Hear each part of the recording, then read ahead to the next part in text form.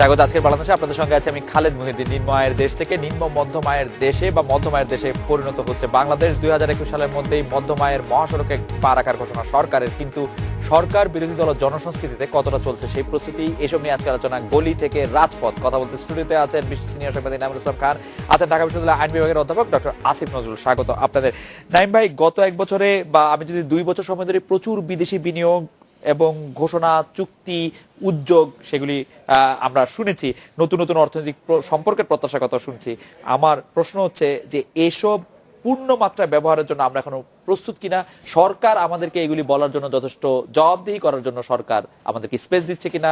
সরকার আমাদেরকে যা জানাচ্ছে তা স্বচ্ছ কিনা? আপনার কাছে কি মনে হচ্ছে? না, সব সব হয়তো এখনো জানাচ্ছে না, হয়তো ধাপে ধাপে জানবো বা অনেক অনেক কিছু জানা হবে না, এগুলি একটু মানে সময় সাপেক্ষ। আমরা আরেকটু পরে গিয়ে হয়তো চূড়ান্ত মন্তব্যটা করা যাবে। কিন্তু এই মুহূর্তে আমরা সবাই কি জানি যে চীনের প্রেসিডেন্ট আসার পর যা কিছু হলো, কিছু কিছু মোটামুটি ধারণা আছে। এখন মনে করেন কর্ণফুলীর নিচ দিয়ে টানেলটা হবে, এইখানে চীন টাকা দেবে, এগুলি কিন্তু আগে থেকেও আলোচনা হচ্ছিল। সুতরাং বেশ কিছু প্রজেক্ট সম্পর্কে আমরা জানি, কিন্তু সবগুলি সম্পর্কে জানি না। এখন এই জানা না জানা, গণতন্ত্র বা গণতন্ত্রহীনতা, এগুলি নিয়ে আমাদের ভাবনাগুলিতে সম্ভবত একটা পরিবর্তন আসবে। এই পরিবর্তনটা আমার শতপ্রণোদিত পরিবর্তন না, কিন্তু আমার বাস্তবতাই এমনভাবে পরিবর্তন হয়ে যাচ্ছে। যেমন ধরেন, আমি একটা প্রতিষ্ঠান চালাই, আমি প্রতিষ্ঠান চালিয়ে সাংবাদিকতা করি, আরেকজন প্রতিষ্ঠান চালাতে হয় না, সাংবাদিকতা করে। এই দুজনের মধ্যে চিন্তা বা প্রতিক্রিয়ার পার্থক্য হয়। কারণ আমি যখন একটা কিছু করি, আমাকে চিন্তায় রাখতে হয় মাস শেষে আমার প্রতিষ্ঠান চলতে হবে, রোজগার হইতে হবে, বেতন দিতে হবে। আরেকজন সাংবাদিকের আবার ওই ধারণাটা নাই। এইভাবে কিন্তু আমি আবার আমার সঙ্গে যারা জুনিয়র কলিগ কাজ করেন, তাদের চিন্তা আমি প্রভাব বিস্তার করি, তাদেরকে আবার আমি বুঝাই, দেখো প্রতিষ্ঠান তো চালাইতে হবে, তুমিও তো প্রতিষ্ঠানের পার্ট। এইভাবে এই যে আমরা পরস্পরকে বুঝাইতে বুঝাইতে গণতন্ত্র সম্পর্কে চিন্তা ভাবনাগুলিও সম্ভবত আমাদের পরিবর্তন হবে। এখন এই পরিবর্তনটা মানে এই যে কাঙ্ক্ষিত না অনাকাঙ্ক্ষিত, এইভাবে দেখাও একটু ডিফিকাল্ট হয়ে যাবে এক সময় যাবে। এই জন্য যে পৃথিবীর আপনার অনুভূতি নিয়ে আমি প্রশ্নটা একটু রিফ্রেশ করতে পারি। মানে ব্যাপারটা হচ্ছে যে আমরা এত বড় বড় প্রজেক্ট নিয়ে কাজ করতেছি, এখন আমাদের যদি স্বচ্ছতা এবং জবাবদিহিতার জায়গাগুলি ঠিকঠাক না থাকে, কিছু প্রশ্ন যদি আমাদের সেটেল না থাকে, তাহলে আমরা আসলে একটি বড় ধরনের বিপর্যয়ের মুখেই পড়বো কিনা। অনেক বেশি টাকা, অনেক বেশি দুর্নীতি, অনেক বেশি সমস্যা নিয়ে, সেটি ছিল। কারণ আমরা আসলে গরিব লোক থেকে মধ্যবিত্ত লোকে পরিণত হচ্ছি, যার কিছু বাস্তব না, আমাদের অনেক চ্যালেঞ্জেস আসবে। বিপর্যস্ত হয়ে যাওয়ার মতো এই রকম আহামরি বড় কিছু হয় নাই। আপনি দেখেন না, এটা 20-25 বিলিয়ন ডলারের ব্যাপার। শুধু জানিস না, আমরা নিজেরাও কিছু না না, আমরা নিজেরা করছি, আমি বাইরের, আমরা নিজেরা যেটা করছি, নিজেরা ঝুঁকি নিচ্ছি। রাইট, এটা তো রাষ্ট্রীয় কোনো গ্যারান্টি নাই এখানে টাকা ফেরত দেওয়ার, যে সে ইনভেস্টমেন্ট করবে টাকাটা ফেরত নিয়ে যাবে। আমার লোকাল ইনভেস্টমেন্ট আমার নিজের ঝুঁকিতে আমি করি, আমি ফেল করি, রাষ্ট্রের ইকোনমিতে ভূমিকা রাখে, কিন্তু আমি ফেল করি। এই লোকাল ইনভেস্টমেন্ট তো মোরলেস। তবে হ্যাঁ, লোকাল ইনভেস্টমেন্টের মধ্যে যেটা পাবলিক মানি নির্ভর, মানে ব্যাংক থেকে টাকা নিয়েছে, ব্যাংকে টাকা ফেরত দেবে না, সেটার আবার মানুষের উপরে এটা প্রভাব পড়বে। কিন্তু সেটা আমি আবারও বলি, দেখেন আমাদের যে শেয়ার বাজারে বলা হয় খুব সাধারণ মানুষের অনেক টাকা নষ্ট হয়েছে। এখন টাকাটা নষ্ট হয়েছে বলতে এই যে আমাদের নিম্ন মধ্যবিত্ত বা মধ্যবিত্ত ঘরের অনেকের সাধারণ জমানো টাকা, অনেক কষ্টেরই জমানোই অল্প অল্প টাকা এই শেয়ার বাজারে হয়তো সে হারিয়েছে। কিন্তু হারিয়েছে মানে কি, টাকাটা তো আর পুড়িয়ে ফেলে নাই, টাকাটা অন্য কারো হাতে গিয়েছে। এখন ওই লোকটি যদি কোনোভাবে ইন্ডাস্ট্রিয়ালিস্ট হয়, সে যদি একটা ধরেন বড়লোক হয় এবং ব্যবসায়ী হয়, তার পকেটে গেল, সে এবার এটা ইনভেস্ট করলে আবার হয়তো ওই রকমই কিছু পরিবারের লোকজনের ওখানে চাকরির সংস্থান হচ্ছে। তার যেটা সঞ্চয় ছিল এটা নষ্ট হয়ে গেল, এটার জন্য আহা উহু আমরা দুঃখ কষ্ট প্রকাশ করছি, কিন্তু এটা কিন্তু রাষ্ট্র ভেঙে পড়ছে না। কিন্তু ওটা যদি কানাডায় চলে যায়, ওটা যদি মালয়েশিয়ায় চলে যায়, আমি আবার বলি মালয়েশিয়াও যদি চলে যায়, সারা বিশ্ব ব্যবস্থাগুলি ক্রমাগত এমন হচ্ছে যে এইভাবে আর যেতেও পারবে না বেশি দিন। স্বাভাবিক একটা সচেতনতা তৈরি হচ্ছে সারা বিশ্বেই, একটু সময় লাগবে। আমি কিন্তু বলছি না যে 2 বছরের মধ্যে হয়ে যাবে, কিন্তু সারা দুনিয়াতেই এখন মানি লন্ডারিং থেকে শুরু করে টাকা প্রবাহের ক্ষেত্রে স্বচ্ছতা আনার দাবি নিয়ে আলোচনা হচ্ছে। আমার যেটা মনে হয়, আমাদের এই ইনভেস্টমেন্টগুলির ভেতরেও আমরা আমাদের যেহেতু ম্যানেজমেন্ট স্কিল নাই, দুর্নীতি তো একটা অ্যাসপেক্ট। আপনি যখন দুর্নীতিটাকে জোর দিচ্ছেন, আমি এটা গুরুত্বপূর্ণ বলেই বলছি, আমাদের তো ম্যানেজমেন্ট স্কিলও নাই বড় বড় অনেক প্রজেক্ট করার, যার জন্য আমাদেরকেও নির্ভর করতে হবে অন্যদের উপরে। এই কারণেও আমাদের অনেক ক্ষতি হবে। কিন্তু এই ক্ষতির এই ট্রানজিশনটা আমি মেনে না নিয়ে আর কোনো উপায় দেখছি না। ডক্টর আসিফ নজরুল্লাহ, আপনি কি মনে করছেন? আমি একই প্রশ্ন আপনাকে করতে চাই যে আমাদের স্বচ্ছতা এবং জবাবদিহির ওই জায়গাটা প্রতিষ্ঠিত হয়েছে কিনা, এবং না হয়ে থাকলে এটার প্রভাব কি, হয়ে থাকলে এটা কিরকম ভাবে আপনি দেখছেন? আমি প্রথমে আপনি যেভাবে শুরু করেছেন, আমি ওখানে আমার কিছু কনফিউশন আছে, না আমি আসলে বুঝি না খালেদ, আমি খুব ফ্র্যাঙ্কলি বলি। যেমন আমরা প্রায় উন্নয়নের অনেক রেটরিক শুনি, এরশাদের আমলে শুনেছি, বেগম জিয়ার আমলে শুনেছি, শেখ হাসিনার আমলে শুনেছি, এবং এখানে অনেক চমকপ্রদ কথা থাকে। তার মধ্যে সবচেয়ে চমকপ্রদ এখন কথাটা হচ্ছে যে আমরা এখন নিম্ন মধ্যম আয়ের দেশে পরিণত হয়েছি। এটা একটা দিক। এর পাশাপাশি যখন আমি বিভিন্ন জিনিস দেখি, আমি ব্যক্তিগত জীবনে যখন অনুভব করি, যখন একটা ইন্ডেক্স হয় সবচেয়ে আনলিভেবল সিটি কোনটা, তার মধ্যে ঢাকা থাকে প্রথম 2-3টার মধ্যে। এটা তো সত্যি, আমরা তো নিজেরা ঢাকায় থাকি, আমরা জানি ঢাকা শহরে কয়েক লক্ষ কোটি টাকা শুধু জ্বালানি অপচয় হয় রাস্তায় ট্রাফিক কনজেশনের জন্য। যখন দুর্নীতির ইন্ডেক্স হয়, আমরা টিআই কে গালি দিতে পারি, ওরা এসে খবরদারিত্ব করে, কিন্তু আমরা তো আমাদের হিসাবেই জানি ভারতে যে রাস্তা তৈরি করতে যে টাকা লাগছে পার স্কয়ার কিলোমিটার, আমাদের এখানে তার ডাবলেরও বেশি লাগছে। অস্বাভাবিক ঘটনা এখানে। আমরা যখন আপনার মানে ক্রস ফায়ার বা আপনার এনফোর্স ডিসঅ্যাপিয়ারেন্সের যে সূচকগুলো দেখি, তারপর আপনার যখন আমরা বিনিয়োগের ক্ষেত্রে যখন শুনি সবচেয়ে কম এখানে বিনিয়োগ হচ্ছে, এগুলি সমস্ত কিছুর পরে ব্যক্তি জীবনে আমি, নাইম ভাই, আপনি, আমরা সবাই বিদেশে যাই, আমি যে সবুজ পাসপোর্টটা নিয়ে যাই, আমরা শুনি বাংলাদেশ বিশ্বের দরবারে মাথা তুলে দাঁড়িয়েছে, সবাই বাংলাদেশের তাকিয়ে আছে, বিশ্ব ব্যাংকের প্রধানও বলে গেল কি সম্মান, কি কত কিছু। আমি ব্যক্তিগতভাবে আমি 3টা দেশে পড়াশোনা করেছি, পিএইচডি পরে 2টা পোস্ট ডক করেছি, আমি প্রায় 30টা দেশে গেছি। এখন আমার পাসপোর্ট নিয়ে যখন আমি বিদেশে যাই, I feel neglected, very much neglected. আমি যখন বিদেশ থেকে আসি, প্রত্যেকবার যখন আমি ঢাকা সিটিকে দেখি প্লেন থেকে, আমার মনে হয় পৃথিবীর সবচেয়ে অনুজ্জ্বল শহরগুলোর একটা। আমি শিওর আপনারা আমার সাথে এগ্রি করবেন। তা আমি কিভাবে উঠে আমি বুঝতে পারি না, কারণ পরিসংখ্যানের অনেক পলিটিক্স থাকে, পরিসংখ্যানের অনেক ফাঁক থাকে, পরিসংখ্যানের অনেক ব্যাপার থাকে। আমি বাংলাদেশে যখন থেকে বড় হয়েছি, আমি শুধু এটাই ফিল করতে চেয়েছি যে আমি যখন বিদেশে যাব, আমি মানে বাংলাদেশের প্রতিটা মানুষ তার পাসপোর্টটা একটা অনারেবল পাসপোর্ট হবে, সেখানে ওয়েল ট্রিটেড হবে। বাংলাদেশের মানুষ এটা শুনে একটা অন্যরকম মডেল দিবে। আপনি যদি ওই জায়গায় বলেন, আমি মনে করি কোন রকম কোনো উন্নয়ন হয় না, কোনো, আমি ব্যক্তিগত জীবনে দেখি না, আপনারা দেখতে পারেন, আমি দেখি না, কারণ আমার সবুজ পাসপোর্ট। এখন আপনি বলতে পারেন আপনি ভালো লাগে, কিছু লোকের টাকা কিছু বেড়েছে, অর্থনীতি বড় হয়েছে, বাংলাদেশে যা দেখে তার সবই ভালো আছে, রেমিটেন্সের টাকা আছে, নানান ফ্যাক্টর আছে, এগুলি মিলে। যেমন আপনি যদি বিশ্ব ব্যাংকের যে সবচেয়ে বড় প্রশংসাসূচক যে বক্তৃতাটা আমরা শুনলাম, যে বাংলাদেশ অতি দরিদ্রের হার নামিয়ে ফেলেছে, এখানে একটা বিরাট ঘটনা ঘটেছে, ঠিক আছে? এখন আপনি যদি ছোটভাবে দেখেন, তাহলে আপনার মনে হবে যে আমাদের বর্তমান সরকারের একটা বিরাট প্রশংসা করা হলো, যেখানে আপনার অতি দরিদ্রের হার কমিয়ে বেড়েছে, সরকারের প্রশংসা করছে। যদি আপনি একটু ডিটেইলে যান, আপনি দেখবেন শ্রমিকের হিসাবটা কোন সময় থেকে, 1991 থেকে ডেফিনিটলি এটা তো সকলেরই কন্ট্রিবিউশন। আবার দুর্নীতিও এই 20 বছরে 10 বছর এখন দুর্নীতি কোথায় ক্ষমতায় ছিলেন, আমি আবারও বলি কোথায় কে দুর্নীতি, দেখে মনে হয় দুই নেত্রী খুব অসাধারণ ভালো করেছে। দুর্নীতিকে নিয়ন্ত্রণে রাখার জন্য আমাদের এখানে 82% শক্তিশালী করতে হবে বেসরকারি ধাপে। আমি যদি হঠাৎ করে দুর্নীতির উপরে হবে ধাপে, ঠিক আছে, আপনার সেই ধাপগুলি মধ্যে আছে কি সরকার নীতি সরকার গণনা করব। আর আমি আপনি যদি এইটা আমার ব্যক্তিগত থেকে বলেন, আজকে 10 বছর আগে নীলফামারী যেমন নীলফামারী তেমন নাই, আমি বিদেশে গেলে আপনি মালয়েশিয়া আজকে যে উন্নতি করেছে, আমাদের দুর্নীতিটাকে নিয়ন্ত্রণে রেখে উন্নতি করেছে, দি আনসার ইজ নো। যে কোনো জায়গায় আমার কথা হলো বহু দেশ বহু আমি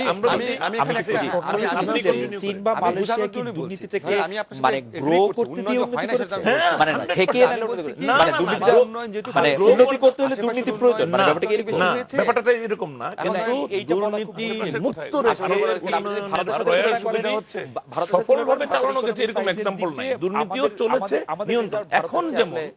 এখন যেমন চীনে আভ্যন্তরীণ প্রচুর লোকজনকে ছাঁটাই করা হচ্ছে। যেমন মনে করেন এই বছর চীনা মিলিটারিকে 2 লক্ষ কমানো হচ্ছে, এর আগে আরো 10 বছর আগে আরো 2 লক্ষ কমানো হয়েছিল। একটা সময়ে গিয়ে তারা এই পরিবর্তনের চিন্তাগুলি করছে, তারা এখন কোয়ান্টিটির চাইতে কোয়ালিটির চিন্তা করছে, তাদের লোকবল আর্মির চাইতে এখন উৎপাদনে বেশি দরকার হবে এটা মনে করছে। প্রয়োজন, হ্যাঁ, উন্নতির জন্য কি দুর্নীতিটা প্রয়োজন? উন্নতির জন্য দুর্নীতি প্রয়োজন না, কিন্তু আমরা বলছি যে উন্নতিটা দুর্নীতি শূন্য করে কোথাও সম্ভব সম্ভব হয়েছে এরকম কোনো এক্সাম্পল আমাদের আছে দেখি না, না। সিঙ্গাপুর হংকংয়ে হয়েছে না, সিঙ্গাপুর হংকং ইউরোপিয়ান কান্ট্রিগুলো করছে না না, না, আমার মনে হয় না। আমি যতদূর জানি সিঙ্গাপুর বলেন, হংকং বলেন, আমেরিকা বলেন, কানাডা বলেন, সেখানে দুর্নীতিটা হয় যেটা আমরা বলি তাদের কাজটা কোয়ালিটি হয়, কাজটা কোয়ালিটি হয়, দুর্নীতির জন্য তারা এক্সেস টাকা বরাদ্দের মধ্যেই রাখে, এটা ইনভেরিয়েবলি হয়।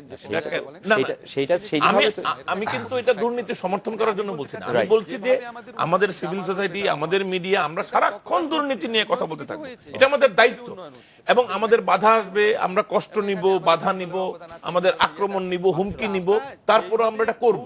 কিন্তু আমি বলছি যে আমি দুর্নীতি হচ্ছে বলে উন্নতিটাকে এপ্রিশিয়েট করব না, আমি কিন্তু এই কথাটা বলতে চাচ্ছি। আচ্ছা, আচ্ছা, আচ্ছা। যে আমাদের যে উন্নতিটা হচ্ছে এটা এপ্রিশিয়েট না করাটা আমি বলি আনফেয়ার, কিন্তু দুর্নীতিও হয়েছে পাশাপাশি। আচ্ছা, কিন্তু আপনার এই কথা এইটা বোঝার একটু ভুল বোঝার অবকাশ আছে কিনা যে আপনি আসলে দুর্নীতিটা ঠিক বড় গায়ে মাখছেন না, আপনার কাছে মনে হচ্ছে যে গায়ে মাখছি না কথা না, কারণ এটা প্যাকেজের অংশ বলে মনে করি। আমি তো ভূমিকাতেই বলে নিয়েছি জি, যে দুর্নীতি প্রতিরোধ করার জন্য, নিয়ন্ত্রণে রাখার জন্য বা এটাকে কমিয়ে আনার জন্য আমাদের সর্বাত্মক প্রয়াস চালাতে হবে। এটা বলার পরে তো আমি বাকি কথাগুলি বলেছি, কিন্তু আমরা তো দেখি নাই।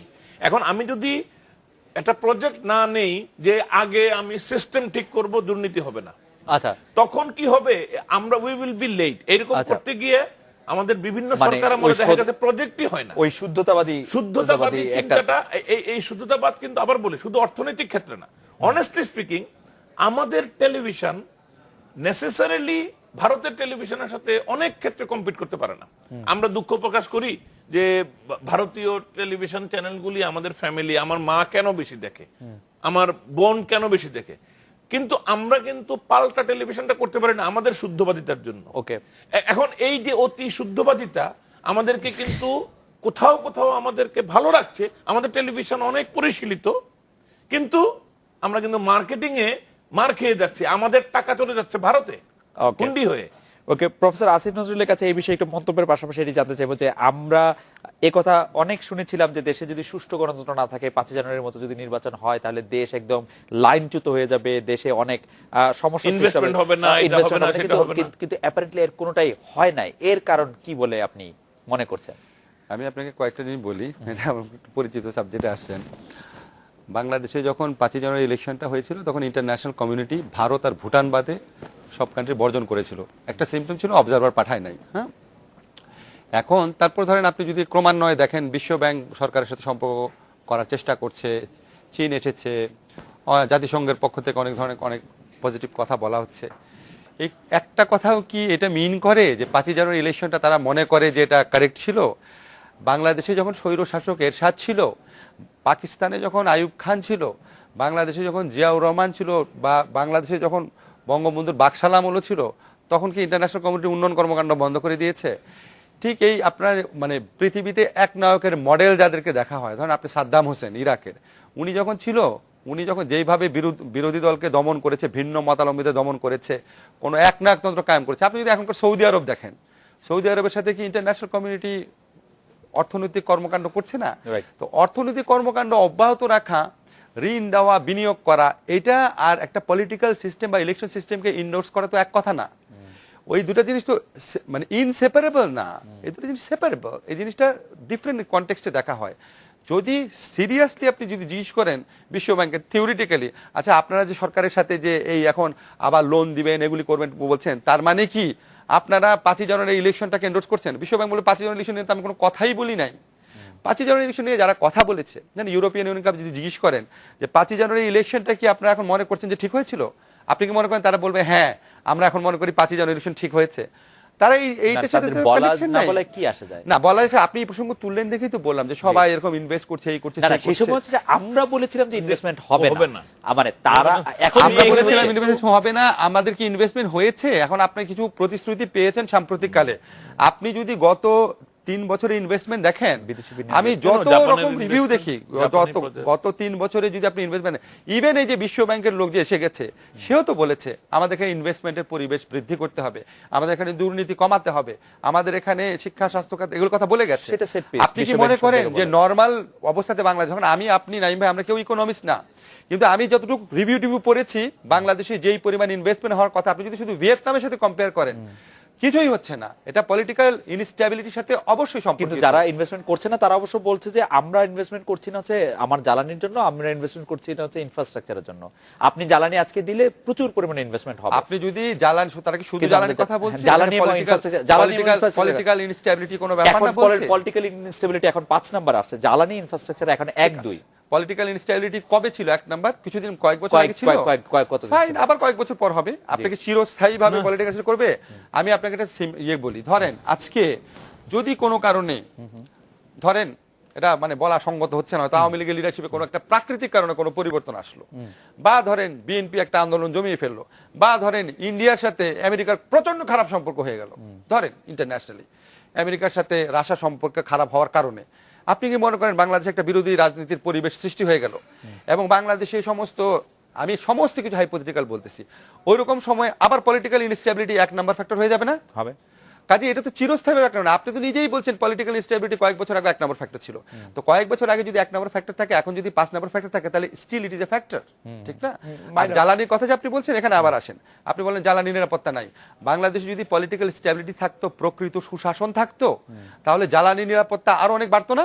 না, এটা বলা বাড়তো মুশকিল, না? এটা কেন বলা বাড়তো মুশকিল। না? এটা বলা এর মুশকিল আগে কারণ আমাদের গভর্নমেন্টের দেশে সময় জ্বালানি অর্থনৈতিক সিদ্ধান্ত না, জ্বালানি অনেক আবেগীয় সিদ্ধান্ত। না, জ্বালানি- আমাদের দেশে কয়লা সর্বশেষ 1997 সালে থাকার পরও আমরা তুলতে পারি না। জ্বালানি অবশ্যই সুশাসনের সাথে সম্পর্কিত ব্যাপার। যখন একটা রাষ্ট্রে সুশাসন আসে, প্রকৃত ডেমোক্রেসি আসে, ওই গভর্নমেন্টটা যখন একটা সিদ্ধান্ত নেয়, ও তো জানে জনগণের ম্যান্ডেট তার কাছে আছে, সে জনগণকে অনেক কনভিন্স করে, জনগণের কথা অনেক চিন্তা করে, সে অনেক বোল্ড ডিসিশন নিতে পারে।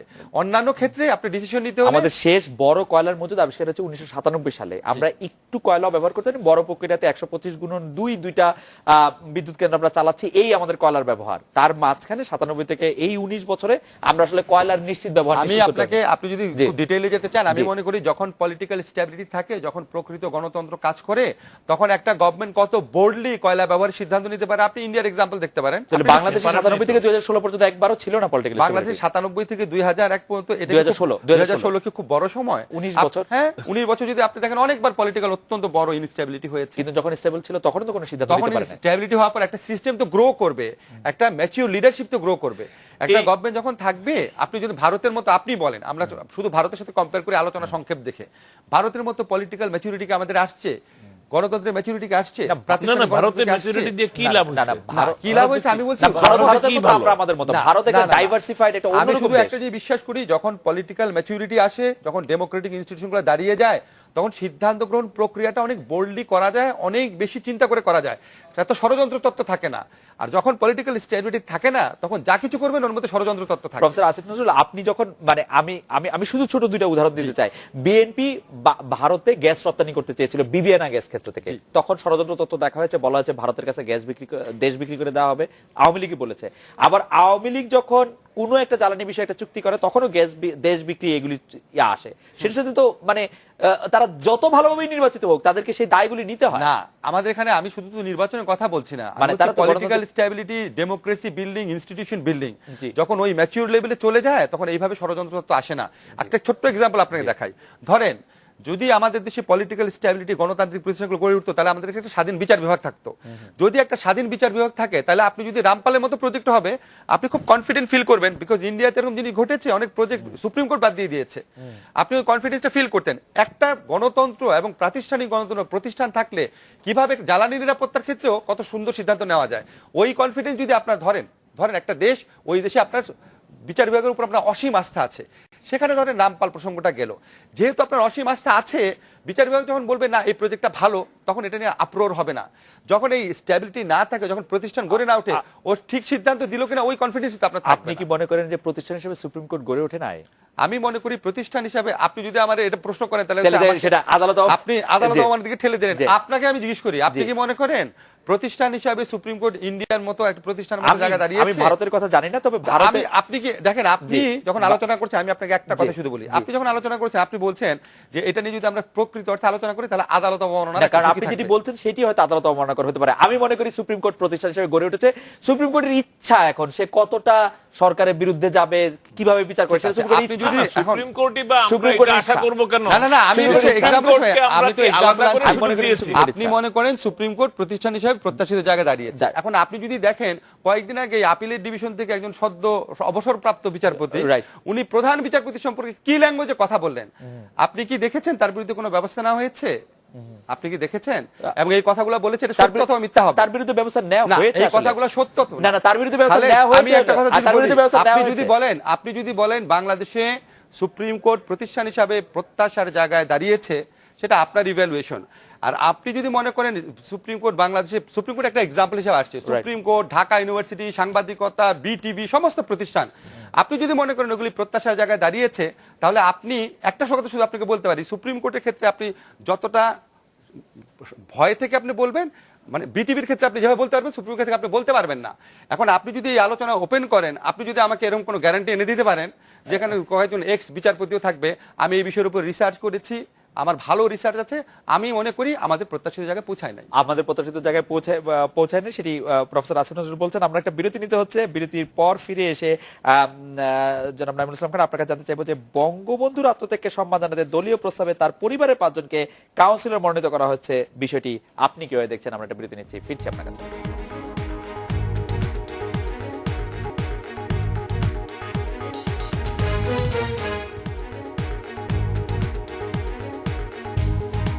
ফিরলাম আজকের বাংলাদেশে বঙ্গবন্ধু পরিবারকে তারকে সম্মান জানানোর জন্য তার 5 জনকে কাউন্সিলর হিসেবে মনোনীত করা হয়েছে, বিষয়টিকে আপনি কিভাবে দেখছেন? নাঈমুল ইসলাম খানের প্রশ্ন করছিলাম বিরতির আগে।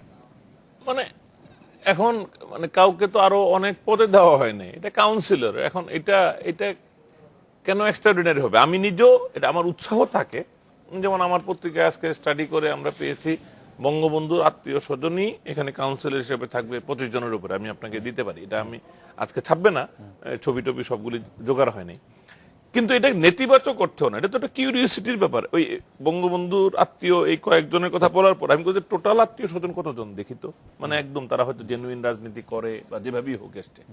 সো এখন এটা দেখতে হবে কেস বাই কেস, যে তারা এসে কি করছে। তারা যদি রাজনীতিও করে, তারা যদি লেজিটিমেট রাজনৈতিক প্রসেসে সত্যি সত্যি মানুষের জন্য রাজনীতি করতে চায়, এটা আত্মীয় অনাত্মীয় এই ব্যাপারে আমি আমি এটার মধ্যে খারাপ দেখবো না, একেবারেই খারাপ দেখবো তার কর্ম দিয়ে। এখন দেখেন, মাননীয় প্রধানমন্ত্রীর বোনের মেয়ে ব্রিটেনে একজন এমপি হয়েছে এবং ছায়ামন্ত্রীও হয়েছে, ছায়া প্রতিমন্ত্রী। তো এইটাকে আমরা কিভাবে দেখব? আমি খুব খারাপ ভাবে দেখি। ব্রিটেনের সাথে আমাদের ফোরফাদাররা 200 বছর যুদ্ধ করে স্বাধীন করছে, ওই পার্লামেন্টে গিয়ে কোনো কিছু করাটা আমার কাছে খুব ভালো লাগে না। অবশ্যই এটা মানে এটা আমার কাছে কোনো গর্বের বিষয় লাগে না, এটা গর্বের বিষয় না, কিন্তু সে তো এসে বাংলাদেশে উত্তরাধিকারের রাজনীতি অধিকার নিতে চায় না, করে নাই, সে ওখানে করেছে, এবং she is a potential prime minister of Britain. মানে সে যদি আজকে প্রতিমন্ত্রী থেকে মন্ত্রী হওয়া তো অবধারিত 1-2 টার্মের মধ্যে, তারপরে তো তার অনেক পটেনশিয়াল। আমি বলছি না যে উনিই প্রধানমন্ত্রী হবেন, কিন্তু আজকে ব্রিটেনে অনেকে আলোচনা করে যে এই ভারতীয় উপমহাদেশ থেকে একদিন প্রধানমন্ত্রী হবে অদূর ভবিষ্যতে, তো লন্ডনের মেয়র হতে পেরেছে। সুতরাং এগুলি ধাপে ধাপে তো এগুচ্ছে, কিন্তু আমি বলবো যে কাউন্সিলর করাটা এটা একটা ছোট নিউজ, এটা আমরা উৎসাহ নিয়ে পড়বো, এটার মধ্যে আমি কোনো নেতিবাচক এলিমেন্ট দেখি না। কিন্তু আমি আগের ছোট্ট একটু কথা বলতে চাই, আগের আলোচনাটাতে সুশাসন গণতন্ত্রের জায়গাটাতে আসলে আমি টাচ করতে ভুলে গিয়েছিলাম। আমার মনে হয় আসিফ নজরুল যেটা বলেছেন এটা তো এত সত্যি কথা, যে নির্বাচনটা পচা নির্বাচন হয়েছে, এবং এটা তো শেখ হাসিনা প্রধানমন্ত্রীও বলেন নির্বাচনটা পচা হয়েছে, নির্বাচনটা ভালো হয় না। উনি বিএনপিকে দায়ী করেন, এটা কতটা বিএনপি দায়ী, কতটা উনার দল দায়ী, সেটা আমরাও মাপতে পারবো, কিন্তু নির্বাচনটা নিয়ে কিন্তু উনিও গৌরব করেন না। যেমন ইউরোপীয় ইউনিয়নও এটাতে সন্তুষ্ট না, প্রধানমন্ত্রীও সন্তুষ্ট না, বিএনপিও সন্তুষ্ট না, আমরাও সন্তুষ্ট না নাগরিক হিসেবে, কিন্তু এই সন্তুষ্টিগুলির কারণ হয়তো একটু একটু করে ডিফারেন্ট। আমি বলছি যে এটা আসিফ নজরুল যেমন বললেন, আজকে থেকে যখন 25 বছর পরে আমরা যদি বেঁচে থাকি, সম্ভাবনা আছে যদি হায়াত থাকে আর কি, এই জন্য আমাদের তো গড় আয়ুটাও একটু বেড়েছে, আমরা কিন্তু 25 বছর পরে আমাদের এই সমস্যা নিয়ে আলোচনা করব না, আমাদের কিছু ডিফারেন্ট হায়ার লেভেলের সমস্যা আলোচনা হবে। এই সমস্যাগুলো এখনই সেটেল আলোচনা, মানে সমাধানগুলো সেটেল করে দেওয়া উচিত না, খুঁজে পাওয়া উচিত। পৃথিবীর কোথাওই তো এই রকম করে সেটেলড হয় না যে একটা নির্দিষ্ট ডেটে নির্দিষ্ট 1 মাসের মধ্যে, এটা তো চলমান। এই যে বলেন 19 বছরের উন্নয়নের আলোচনা করতে হয়, আমরাও সম্ভবত আগামী 10-15 বছর পরে গিয়ে দেখব যে জিনিসটার পরিবর্তন হয়েছে। আমরা নিজেরাই এই পরিবর্তনের অংশীদার হব আসলে। আমরাই দেখব যে সুশাসন তো কেবল একটা সঠিক নির্বাচনই না, এই যে গণমাধ্যমে যে প্রতিটি জিনিস নিয়ে আলোচনা, এই যে রামপাল, ধরেন রামপাল হলো, আমি চাচ্ছি না যে রামপাল হোক, কিন্তু আমি বলছি যে তারপরে যদি রামপাল হয়, আমাদের কি আলাপ আলোচনা, সততা, প্রচেষ্টা, প্রশ্ন, বিতর্ক কম হলো? আমাদের দায়িত্বটা তো আমাদেরকে পালন করে যেতে হবে যেখানে যেখানে ত্রুটি বিচ্যুতি দেখবো। সুতরাং আমি তো মনে করি এই নাগরিক দায়িত্ব যে পালন করতে পারছি, এইটুকু তো একটা আমাদের স্যাটিসফ্যাকশন থাকবে, যদিও আমরা রামপালটা দেখাতে পারলাম। কিন্তু দায়িত্ব পালন মানে কি শুধু বলে যাওয়া যে রামপালটা না, খারাপ? আমাদের তো বলে মানে যাওয়াটাই। আপনি যেমন সফটলি মোলায়েম করে বলছেন যে রামপালটা আমি চাই না, আমাদের দায়িত্ব পালন মানে আপনি যদি মনে করেন রামপাল আমি চাই না, না পাইলে কি আপনি যেমন সুইসাইড স্কোয়াড তৈরি না করতে হবে? সুইসাইড স্কোয়াড আপনি কি অন্য করবো বিষয় আমি? মানে আপনি যেরকম এটাতে একটা পছন্দের ব্যাপার থাকতেছে কিনা আপনার যেটা একটু না, পছন্দের ব্যাপার মানে আমি ব্যক্তিগতভাবে মনে করি যে এই ইয়েটাই, এই কোমল প্রজেক্টটাই এটা রিলোকেট করে করা যেত। এখানে হয়তো ইগো বা অন্য কোনো কিছুর একটা সমস্যা হচ্ছে, আই ডোন্ট আন্ডারস্ট্যান্ড, বাট আমি বলছি যদি হয়েও যায়, আমরা কিন্তু যখন হতে থাকবে, হয়ে যাবে, প্রতিদিন আমরা এটা নিয়ে কিন্তু কথা বলবো। প্রফেসর আসিফ নজরুল, আমাকে একটা বিরতি নিতে হচ্ছে পরবর্তী ছোট বলে, আমি বিরতির পর ফিরে এসে আপনার কাছ থেকে একটু জানতে চাইবো যে গণমাধ্যম যে রোল প্লে করছে আসলে উন্নয়ন বা গণতন্ত্র বা সরকারের বাইরে, তা আপনি আসলে কিভাবে বিবেচনা করেন? আমরা একটা বিরতি নিয়ে ফিরছি আপনার কাছে।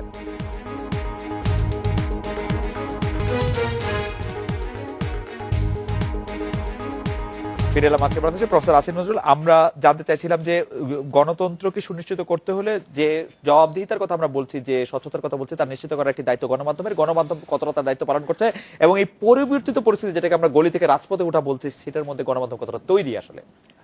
প্রথম কথা হচ্ছে যে গণমাধ্যম কি তার রোল পালন করতে পারছে কিনা, সেটা হচ্ছে আরো গুরুত্বপূর্ণ ব্যাপার। দেখেন, গণমাধ্যমের ক্ষেত্রে আমাদের মানের ক্রম একটা বিকাশ ঘটেছে। আমরা এরশাদ আমল থেকে শুরু করে ধীরে ধীরে গণমাধ্যমের প্রসার ঘটেছে, অনেক আপনার গণমাধ্যমের আউটরিচ বেড়েছে, কোয়ালিটিও বেড়েছে অনেক ক্ষেত্রে। কিন্তু গণমাধ্যম যদি স্বাধীনভাবে কাজ করতে না পারে, তখন তার ওই কোয়ালিটিভ সার্ভিসটা দিতে পারে না সে। ফলে আপনি গলি থেকে রাজপথ বলছেন, আমি এই প্রপোজিশনের সাথেই একমত না, তবু যদি আপনি বলেন, আমি মনে করি গণমাধ্যমে ভূমিকা রাখার কোনো স্কোপ নাই। 5 জানুয়ারি নির্বাচন কেন, কার কারণে হয়েছে, কার দোষ, সেটা নিয়ে অনেক বিতর্ক করা যেতে পারে। একদম আপনি বিএনপিকেও দোষ দিতে পারেন, আওয়ামী লীগকেও দোষ দিতে পারেন, কিন্তু এই নির্বাচন পরবর্তী পরিস্থিতিতে গণমাধ্যম যেই বিভিন্ন ধরনের চাপের মধ্যে আছে, সেটাতে গণমাধ্যম প্রকৃত ভূমিকা পালন করতে পারছে না আমি মনে করি। এবং গণমাধ্যম কেন, আমি একটা এক্সাম্পল আপনাকে দেখাই। আমার কাছে মনে হয় কি গণমাধ্যমের মধ্যে একটা প্রবণতা দেখা দিয়েছে, যদি আমাদের প্রধানমন্ত্রী বা ওনার পরিবারের কারো কোনো পুরস্কার প্রাপ্তি বা কোনো কিছু ঘটে, এমন ভাবে আলোচনা করে, এখানে যদি কোনো সত্য তথ্য থাকে এটার বিপরীতে, এটা বলার সাহস কারো আছে বলে আমি এখন মনে করি না। ঠিক আছে, যেমন ধরেন আপনি যখন আউটরিচ প্রোগ্রামে শেখ হাসিনার সাথে ওবামাদের দেখা হয়েছিল, আউটরিচ প্রোগ্রামে যে আফ্রিকার অখ্যাত দেশের রাষ্ট্রপতিরাও গিয়েছিল, এটা বলার মতো কয়টা লোককে পেয়েছিলেন, বা ওইটা বলার মতো সাহস তখন কয়জনের ছিল আর কি। এখানে এত বেশি প্রোপাগান্ডা নির্ভর হয়ে গেছে। এবং তার আরেকটা বড় কথা হচ্ছে, মিডিয়ার একটা অংশ সরাসরিভাবে, আপনি যদি বিশেষ করে প্রধানমন্ত্রীর শেষ সংবাদ সম্মেলনটা দেখেন, সেখানে মিডিয়ার একটা অংশ সরাসরিভাবে স্থাবক এবং কি বলবো, শেষের আগেরটি আর কি, শেষের আগেরটি, শেষটি এত খারাপ হয় না, শেষের আগেরটি। তবে এটা আমার কাছে মনে হচ্ছে কি, প্রফেসর আসিফ নজরুল, আপনি যখন এই কথা বলছেন, আমাদের একজন দর্শক আপনার কাছে প্রশ্ন করছেন, আপনি কোনো কিছু লিখতে তো আপনাকে বাধা দেওয়া হচ্ছে না, আপনি কত শক্ত কথা বলছেন সেটিতেও তো আপনি কোনো বাধা পাচ্ছেন না। খুবই চমৎকার প্রশ্ন করেছেন। আমি আপনাকে একটা এক্সাম্পল দিই, এটা জিজ্ঞেস যখন করলেন বলি।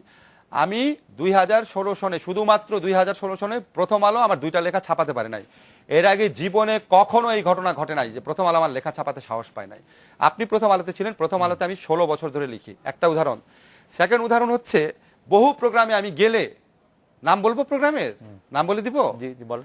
ওই যে আমাদের চ্যানেল 24 না, ওই যে ইয়ারা ছিল আপনার মুক্তবাগ, হ্যাঁ চ্যানেল 24 মুক্তবাগ অনুষ্ঠানে, মুক্তবাগ অনুষ্ঠানে যিনি উপস্থাপক ছিলেন, নাম বললাম না তার আর কি, উনি আমাকে প্রোগ্রামে নিয়ে গেছেন, উনি আমাকে বলেছেন, মাহমুদুর রহমান মান্না, না না মাহমুদুর রহমান মান্নার পরে, আমি একটা প্রোগ্রামে যাওয়ার পর উনি আমাকে, আমি একটা, আপনি শুধু রেকর্ডগুলো, আচ্ছা আমি মুক্তবাগ একটা বাদ দিই, আপনাকে আরো ভিভিড এক্সাম্পল দিই। খালেদ, সবচেয়ে বেশি আমি কোন প্রোগ্রামে যেতাম? চ্যানেল আইয়ের আজকের সংবাদপত্রে। আজকের সংবাদপত্রে গত 3 বছর আপনি আমাকে দেখেছেন? আপনি কি আমাকে একবারও ডাকা হয় নাই। কিন্তু আরো এক ধরন বলি আপনাকে, কিন্তু আপনি আমাদের টেলিভিশনে আসছেন, সেটা তো আমরা খুব বাজনা বাজিয়ে অনেকক্ষণ ধরে প্রচার করে আমরা আমি যখন আপনার অনুষ্ঠানে আসি, আমি 5 জানুয়ারি ইলেকশনের আগে যেভাবে কথা বলতাম, সেটা আমি সেলফ এডিট করি। কেন করি জানেন? কারণ আমার যখন মনে হয় রেহমান সোহান যখন এই কথা বলে যে আমি কোনো কথা বলার সময়, কোনো লেখার সময় আমার বউ আমাকে সাবধান করে যেটা লেখো না, এই ধরনের ভীতি আমি আইয়ুব খানের আমলে অনুভব করতাম না। ওইটা পড়ার পর থেকে আমিও নিজে এক ধরনের ভীতি অনুভব করি। ফলে আমি আসিফ নজরুল আজকের থেকে 3 বছর আগে যেভাবে কথা বলতাম, আমি জানি আমি সেভাবে কথা বলি না। জনাব নাঈমুল ইসলাম খান, আপনি এটি কি বলবেন যে গণমাধ্যমের ভূমিকা রাখারই কোনো অবকাশ নেই, এবং সেই কথাটি কোনো অবকাশ নেই বলেছিলাম, কমে গেছে কমে গেছে। কমে গেছে না। আসলে যেটা হয়েছে আমাদের মানে ভূমিকাটা, আমরা যদি মনে করি এই ধারণাটার মধ্যে একটা আমাদের একটা দুর্বলতা আছে বলে ধারণা, যে একটি গণমাধ্যম বাংলাদেশের সকল ত্রুটি বিচ্যুতি নিয়ে সবল, সক্ষম, কার্যকর ভূমিকা রাখবে সব বিষয়ে সব সময়। এই ধারণাটাই কিন্তু আমাদের ওই কনক্লুশনে যেতে হয়তো বাধ্য করে। কিন্তু পৃথিবীর কোথাও তো এরকম হয় না যে একটি আউটলেট দিয়ে হবে না। আমি যদি সবকিছু দেখি, এখন তো আমাদের অনলাইন মিডিয়াম আছে, সবকিছু মিলিয়ে আমি মনে করি যদি কোনো একটা টেলিভিশন কোনো কারণে একটা জিনিস বলতে পারলো না, অন্য একটা টেলিভিশনে বললো, কোনোটা হয়তো কোনো কারণে টেলিভিশনও পারলো না, এটা অনলাইনের কেউ বললো। আমাদের তো একটা মাল্টিমিডিয়ার যুগ, কোনো না কোনো ভাবে আমার কোনো কথা মানে বাংলাদেশে কারোর বিরুদ্ধে কোনো একটা সমালোচনা জেনারেলি ইন মোস্ট কেসেস থাকে না। সুতরাং আমি মনে করি মোটা দাগে আমার মিডিয়া ভূমিকা রাখছে। আরেকটা জিনিস হচ্ছে যে যোগ্যতর ভূমিকা রাখার ক্ষেত্রে সংকট হয়েছে, যেহেতু এক্সপানশন হয়েছে একটু বেশি, যোগ্যতর রিপোর্টিং, ইনভেস্টিগেটিভ রিপোর্টিং অনেক ক্ষেত্রেই আমরা করতে পারছি। ওই বিষয়টা যদি একটু বলতেন যে মানে মিডিয়ার যেখানে রোল রাখার কথা এন্টি এস্টাবলিশমেন্ট, আমাদের মিডিয়ার আমরা দেখতে পাচ্ছি এস্টাবলিশমেন্টের যত কাছাকাছি যতভাবে থাকা যায় সেটির একটি মানে প্রকট উৎকট চেষ্টা করতে। কিন্তু আমি একটু ভিন্ন মত যে আমাদের এন্টি এস্টাবলিশমেন্ট ভূমিকা রাখার কথা বা এস্টাবলিশমেন্টে কোশ্চেন করার কথা, কিন্তু আমরা তো এস্টাবলিশমেন্টের সাপ্লিমেন্ট করছি না। এটা তো হলো আপনি দেখছেন কিছু লোককে, যাদেরকে টেলিভিশনের ক্যামেরায় দেখাচ্ছেন, কিছু লোককে, বেশিরভাগ লোককে দেখছি না, বেশিরভাগ লোক মুরব্বীদের দেখছি, বুজুর্গদের দেখছি, বুজুর্গদের দেখছেন। ওই প্রধানমন্ত্রীর সামনে গেলে তারা গদগদ হয়, ইভেন প্রধানমন্ত্রী বিরক্ত হন, বিরক্তি প্রকাশ করেন, তারপরেও তারা অব্যাহতভাবে বলেন। আমার কাছে সেই বিরক্তিটি আবার খুব বিরক্তি মনে হয় না, কারণ কোনো না কোনো একটা লাভ না থাকলে আমরা তো বুদ্ধিমান মানুষ, আমরা এরকম করতাম না। না না না, ওনারা করে ওনাদের লাভের জন্য তো করে, কিন্তু প্রধানমন্ত্রী বিরক্ত হন। প্রধানমন্ত্রী যদি সত্যি বিরক্ত হতেন ওনাদের লাভ হতো না, এটা হচ্ছে আমার বিশ্বাস। না না, এইটা শুনেন, আমি মনে করি নাঈম ভাই, প্রধানমন্ত্রী যদি সত্যি বিরক্ত হতেন তাহলে তারা এইভাবে তেল মারতো না। প্রধানমন্ত্রী হয়তো বিরক্ত, বিরক্তি 2 ধরনের আছে। একটা হচ্ছে আদর করে বিরক্তি, আমি আপনার আপনি বলেন আচ্ছা আসিফ থাকতো হয়েছে, বাট আপনি আমার উপর অসন্তুষ্ট হলেন না। প্রধানমন্ত্রী হয়তো ওনার শুনতে ভালো লাগে না, কিন্তু উনি অসন্তুষ্ট হন, এটা উনি অসন্তুষ্টই হন। আমি মনে করি উনি অনেস্টলি অসন্তুষ্ট হন, এবং সেটা উনি অনেস্টলি প্রকাশ করেছেন। কিন্তু তারা হয়তো কিছু পাওয়ার জন্য এটা ছাড়ে না, মানে অব্যাহতভাবে এটা করতে থাকে। ওই দিন তার কাছ থেকে কোনো প্রাপ্তি হয় না, আমি লিখে দিচ্ছি, পরে আবার হয়তো উনি কারেক্ট করে অন্য কিছু করবেন কিনা আমি জানি না, তাহলে প্রাপ্তি হতে পারে। কারণ ওই দিন উনি বিরক্তই হয়েছিলেন, তার ফেসিয়াল এক্সপ্রেশন, তার ওয়ার্ডস সবকিছুই বলছিল উনি বিরক্ত হচ্ছিলেন। আমাদের মুরব্বীর একটু বোকা আছে। আমার নাঈম ভাই, আমার একটা জিনিস মনে হচ্ছে কিন্তু আসলে কিন্তু বোকামি, নইলে এটা লাইভ অনুষ্ঠানে কেউ এইভাবে কথা বলে। আমার একটা জিনিস মনে হচ্ছে, ধরেন আমি একটা জিনিস নাঈম ভাই বিশ্বাস করি, ধরেন আমি একটা কথা শুধু বলি, আমাদের প্রধানমন্ত্রী কিন্তু উনি কিন্তু উনার যথেষ্ট উনার বাকচাতুর্য আছে, উনার দীর্ঘদিনের অভিজ্ঞতা আছে, এবং উনার অনেক কনফিডেন্স আছে। তা আমি আশা করি কি, ধরেন উনি যখন একটা সাংবাদিক সম্মেলন করবে, উনি বরং প্রথম আলো ডেইলি স্টারের সাংবাদিক কারো ডেকে আনবে, ঢুকতে দিবে না কেন, উনাকে কোয়েশ্চেন করবে। আমরা আরেকটি আলোচনা আমি এক্সাম্পল হিসেবে বললাম, ওই জায়গায় যাওয়া উচিত যে উনি যদি সত্যি এই চাটুকারিতায় সত্যিকার অর্থে যদি ওনার একটা প্রচন্ড অসন্তুষ্টি চলে আসে, তো উনি ধরেন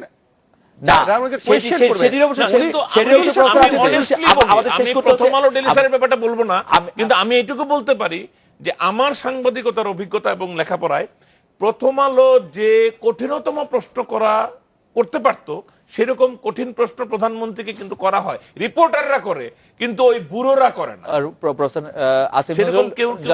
আপনাদের অনেক ধন্যবাদ। এই ছিল আজকে বাংলাদেশে দেখা হচ্ছে আগামীকাল এই সময়। শুভরাত্রি।